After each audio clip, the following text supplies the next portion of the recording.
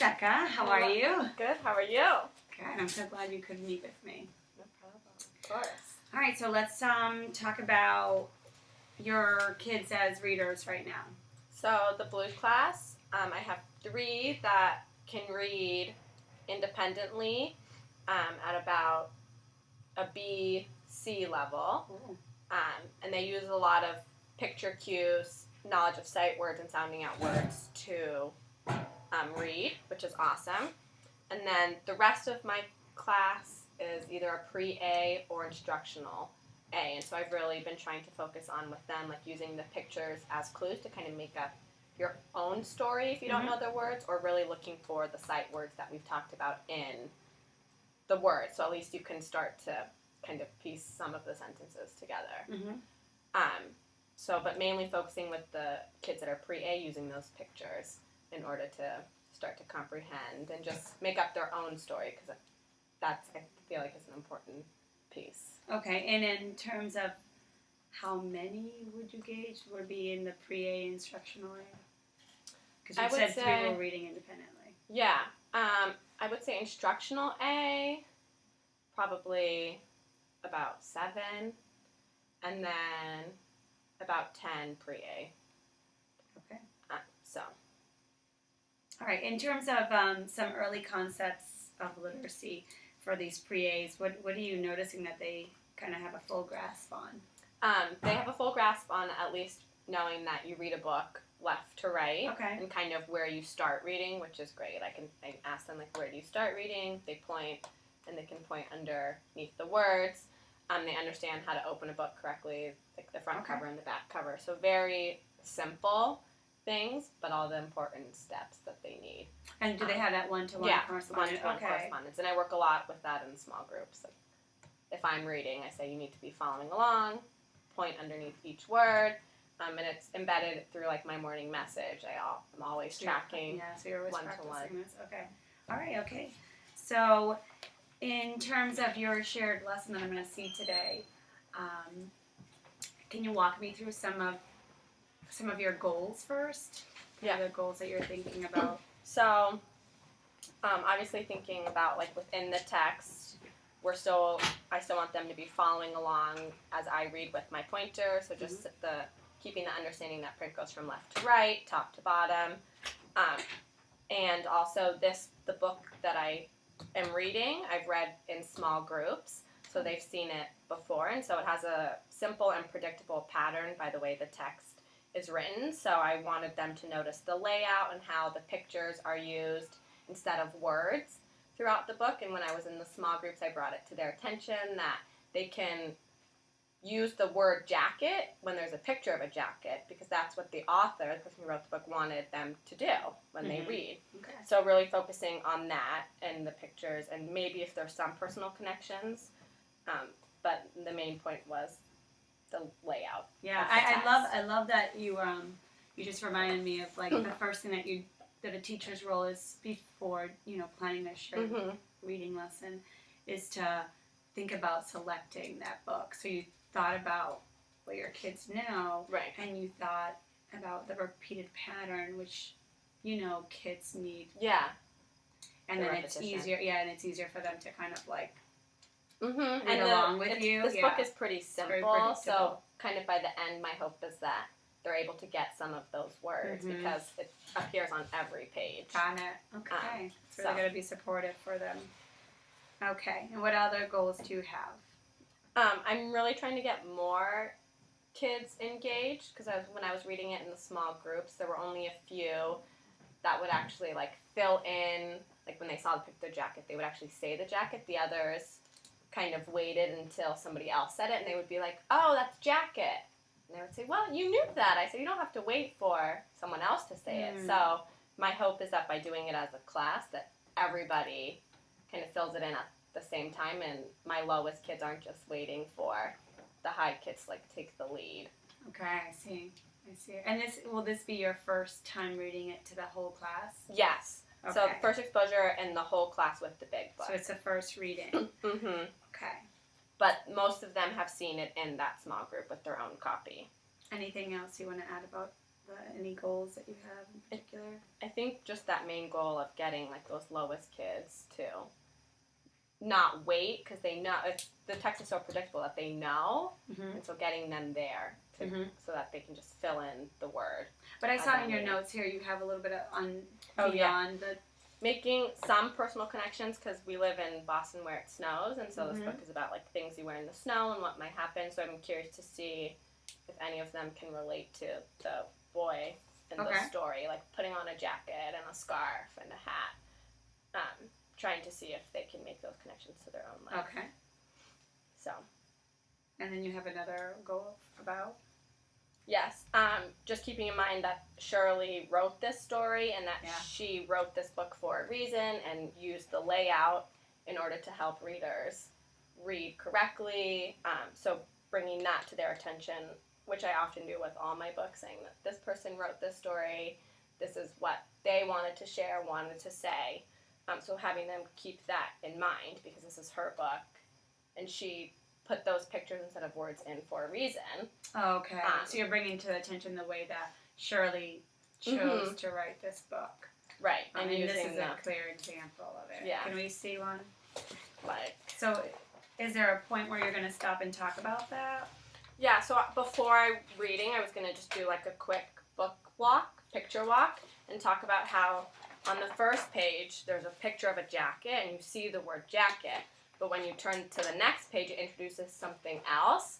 But look, it goes back to the jacket.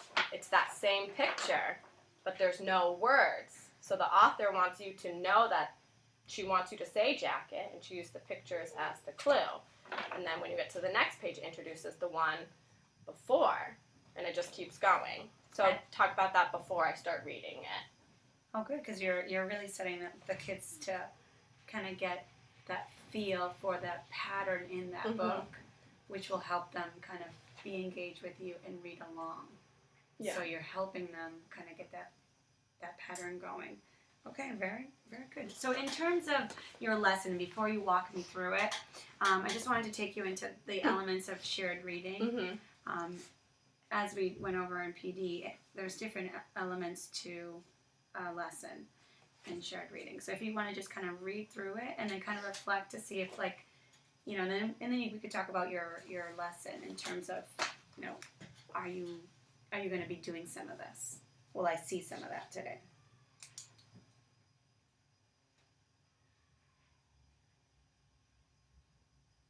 So my introduction of the text, I'm going to bring it back to how you may have seen this book in the small group.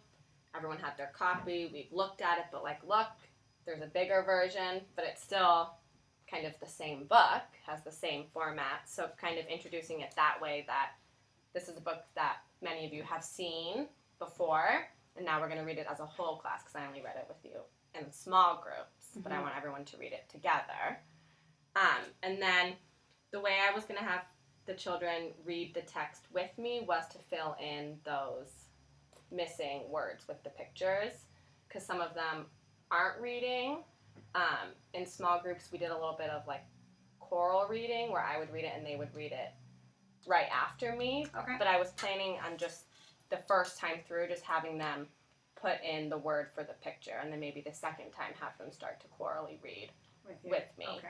I have a feeling there will be some students who will read along with me. My highest reader, she does it all the time. She'll just start reading. Okay. So you might hear her.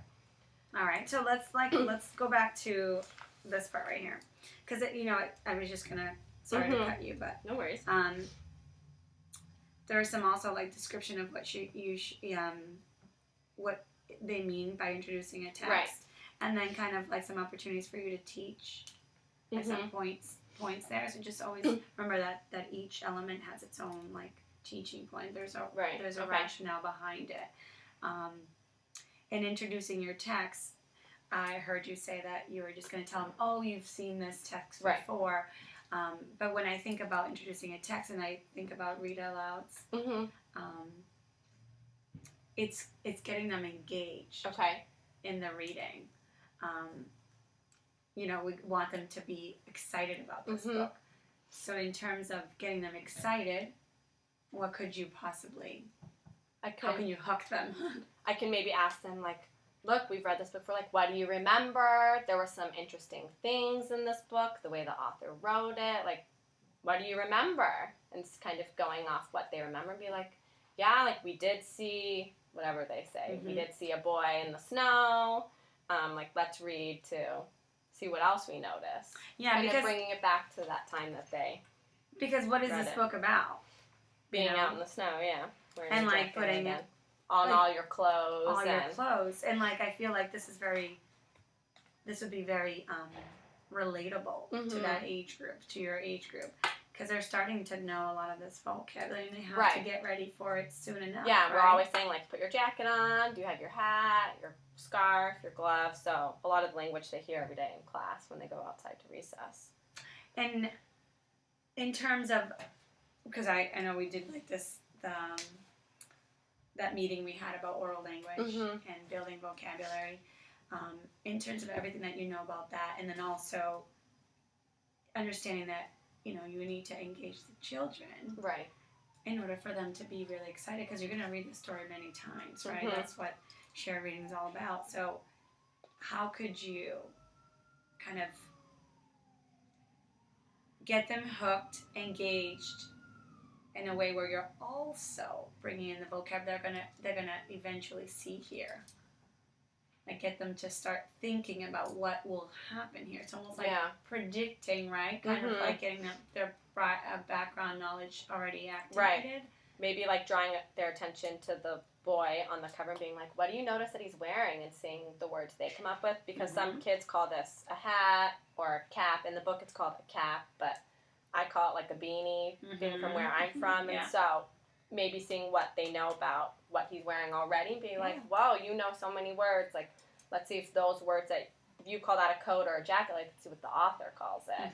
And I can bring it in that way. And it could be simple as like, you know, snow's coming up and we need to get ready for the snow. What kinds of clothes do you wear for the snow? Well, guess what? I have this book.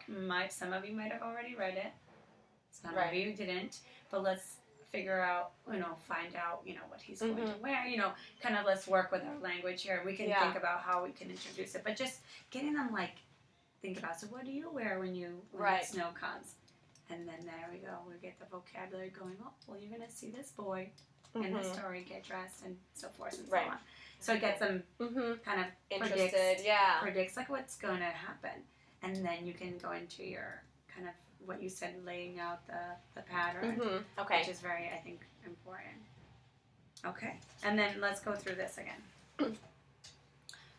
Modeling and reading of the text.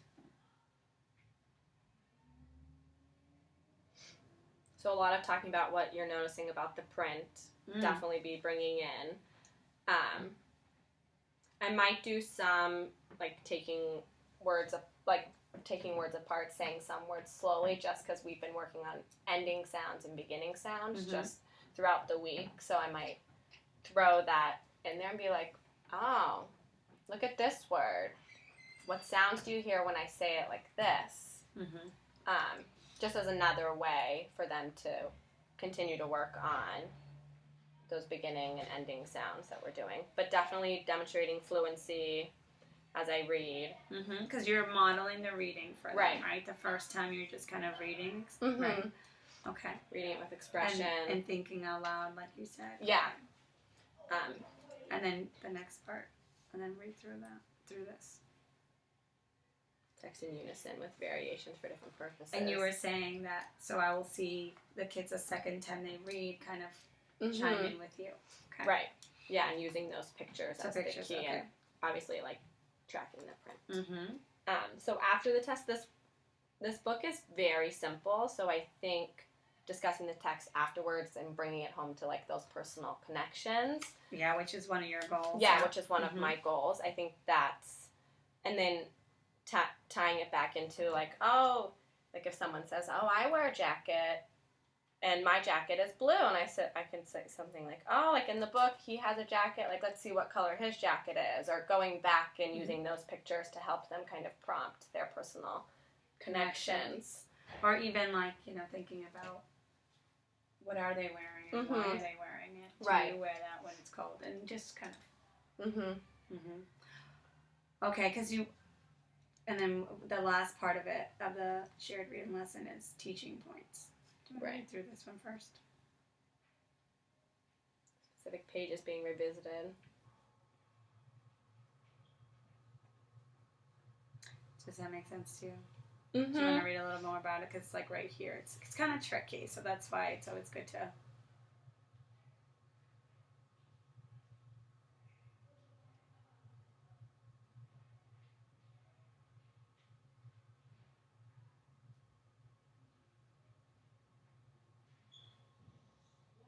Yeah, so going back to different pages and kind of talking about different things, like this book, at the end, everything gets kind of... And you want to keep your goals in mind, you know? Mm-hmm. Everything gets kind of, like, stuck after he plays outside in the snow. It's like he starts crying, and then the scarf gets stuck in the zipper, so maybe revisiting that and talking about, also relating that to personal connections. Like, we just had a girl who... her scarf got stuck in her jacket, and we spent a long time, like, trying to unzip it, and maybe what the boy is feeling like when mom has to kind of unzip things. So going back, I think, to the end of the book and talking about different things that they're noticing. Okay. And in this part right here, when it's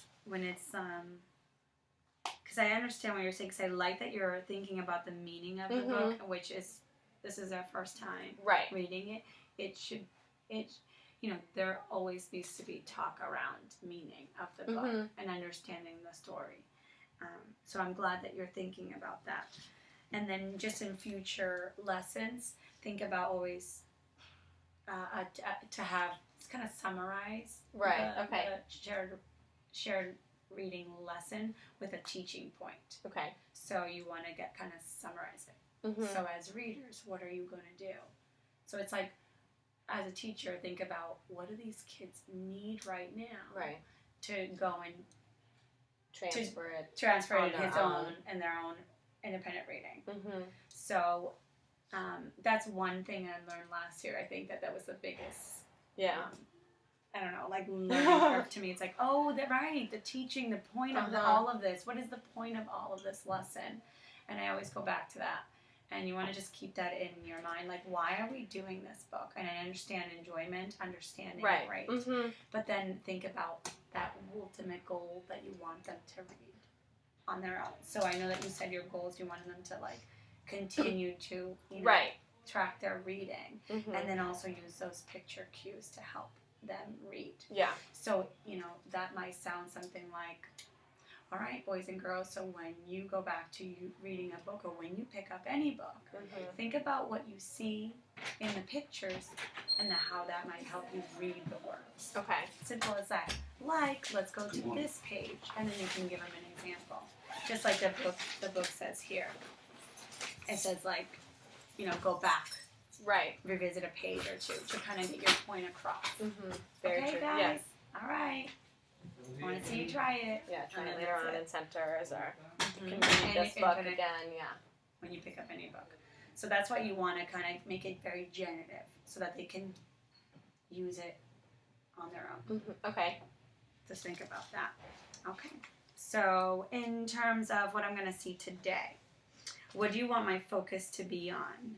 Or is there something you want me to look at? Or I think I want you to look at how I'm explaining to the kids that when I get to, like, the picture parts, how I'm going to pause, and I want them to tell me the word, or since it talked about, like, the jacket, like, I'm going to explain to them that I'm going to stop there, and I want them to fill it in. So I think my language, your language. Yeah, my language on how I'm being clear to them, and then how the kids are actually, like, is everyone doing it? Is it just kind of my high kids kind of taking over, and the low kids just, like, sitting there waiting? So is your language kind of supporting also? Supportive. Right, to those and lower. Okay. To those low ones. If you want, we can practice something right now, and we can kind of go through it. Sure. Okay.